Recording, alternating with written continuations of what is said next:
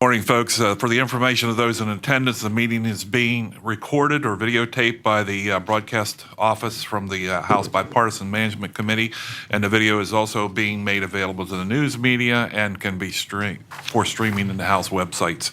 The meeting will come to order, the Urban Affairs meeting, and Corey, if you would to take the attendance, please.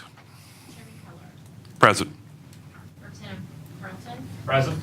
Representative Corbin. Here. Representative Clark. Here. Representative Dowling. Proxy. Representative Rowe. Here. Representative Josiak. Here. Representative Lewis. Present. Representative McGinnis. Here. Representative Burke. Proxy. Representative Ortiz-High. Here. Representative Quinn. Here. Representative Rowe. Here. Representative Rothman. Here. Representative Santora. Here. And Representative White. Here. Chairman O'Brien. Leave. Representative Boyle. Here. Representative Brown. Here. Representative Comita. Here. Representative Dean. Proxy. Representative Fitzgerald. Here. Representative Haggerty. Leave. Representative Hill Evans. Here. Representative Kirkland. Proxy. Representative Bragg. Proxy. And Representative Veswet.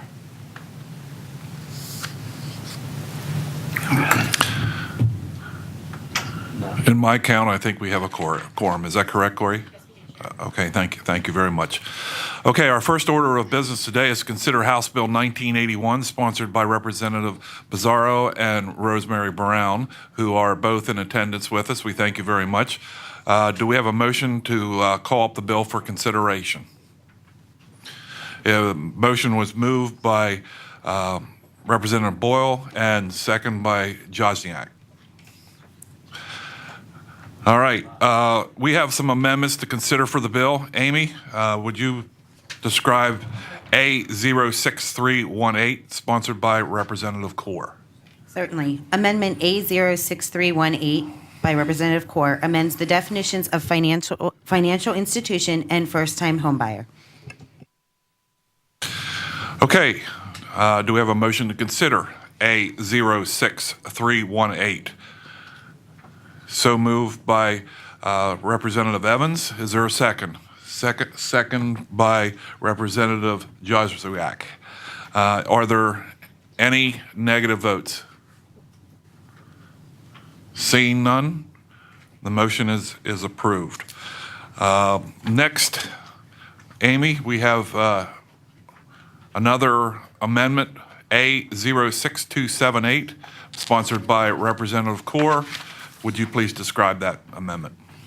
Amendment A06278 by Representative Core changes the or to and in Section 4C, thus ending the contradiction to the 10-year requirement in subsections 1 and 2.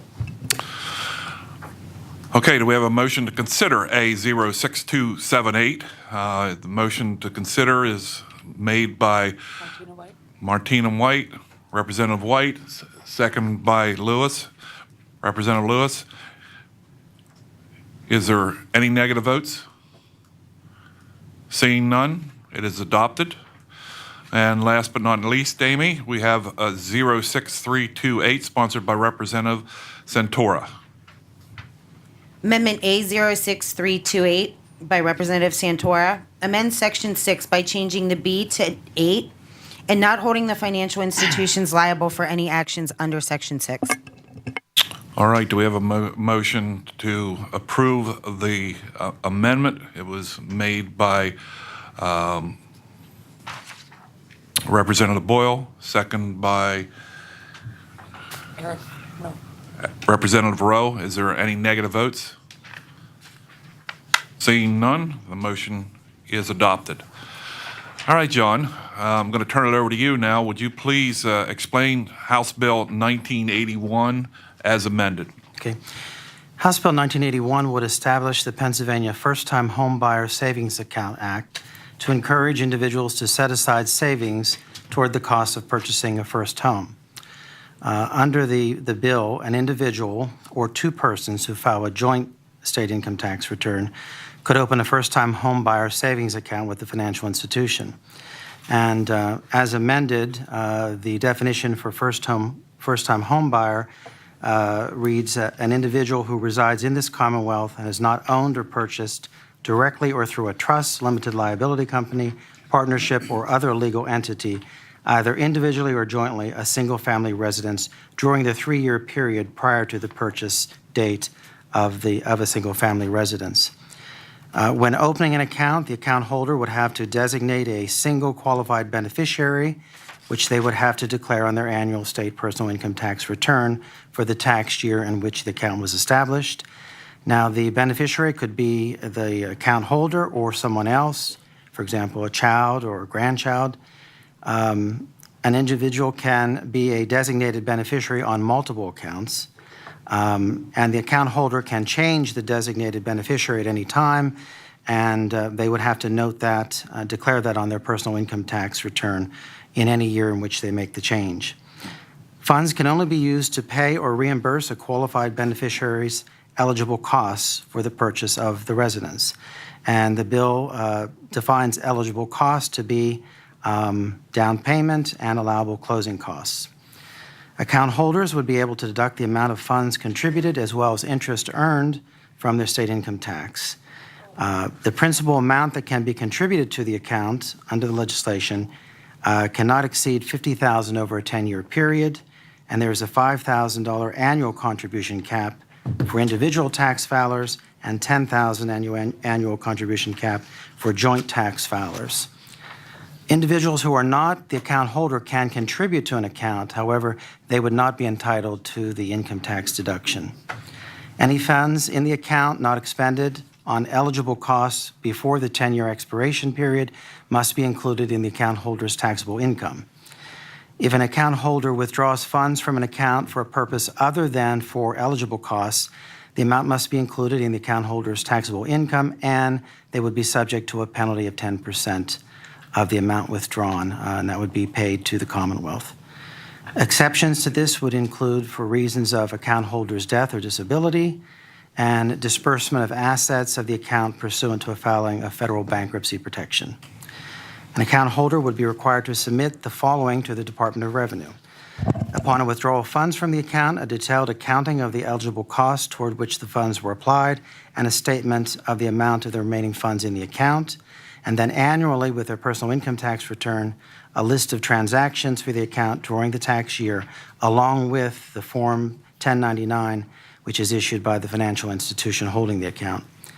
The Department of Revenue would be required to prepare forms to, first, to designate an account with the financial institution to serve as a first-time home buyer savings account, the form to designate a qualified beneficiary of the account, and for an account holder to submit annually to the department the detailed transaction information pertaining to the account. And finally, the Department of Revenue is authorized under the bill to promulgate rules and regulations necessary to administer and enforce the act.